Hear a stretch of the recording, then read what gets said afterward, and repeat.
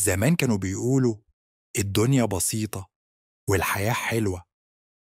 دلوقتي ناس كتير حست إنها مخنوقة، تايهة، مرهقة نفسيًا من غير سبب واضح. والسؤال اللي بقى بيتكرر، ليه؟ إيه اللي حصل؟ هل فعلًا العالم اتغير ولا إحنا اللي اتغيرنا؟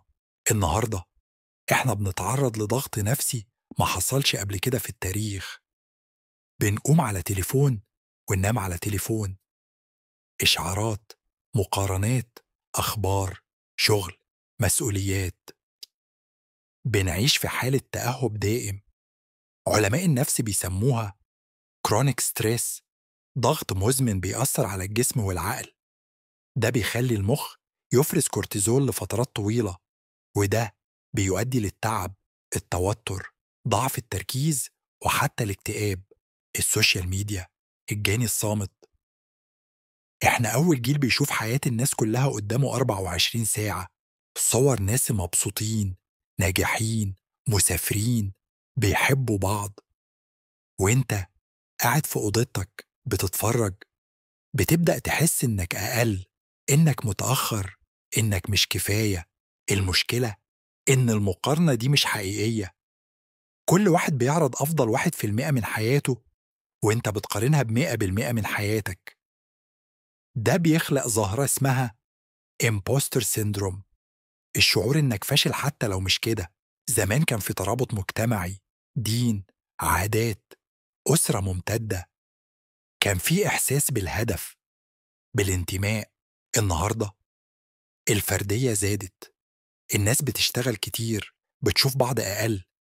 كتير بيشتكوا من شعور بالفراغ، إن الحياة ما فيهاش معنى.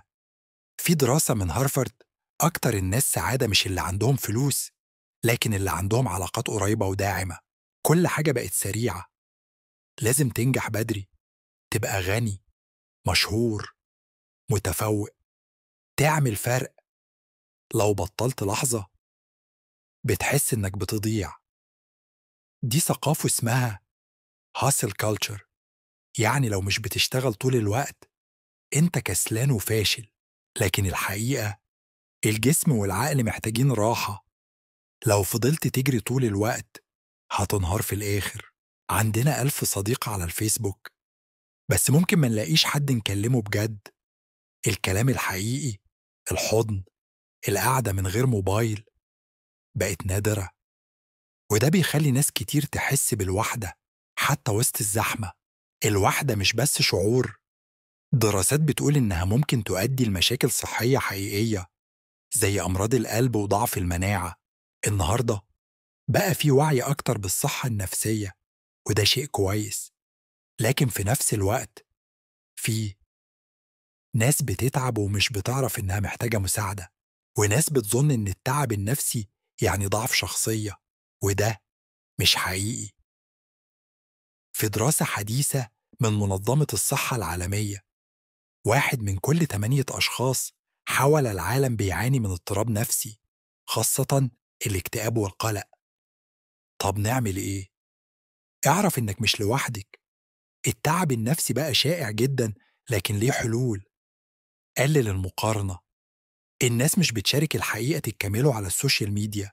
استثمر في العلاقات، صديق بيسمع لك بيساوي كنز. نظم وقتك، راحة، نوم كافي، وأوقات لنفسك. اطلب المساعدة لو محتاج. زيارة طبيب نفسي مش ضعف، ده وعي. وأهم حاجة، أقف، خد نفس، وافتكر إنك إنسان مش ماكينة. أنت تستحق الراحة وتستحق تكون بخير.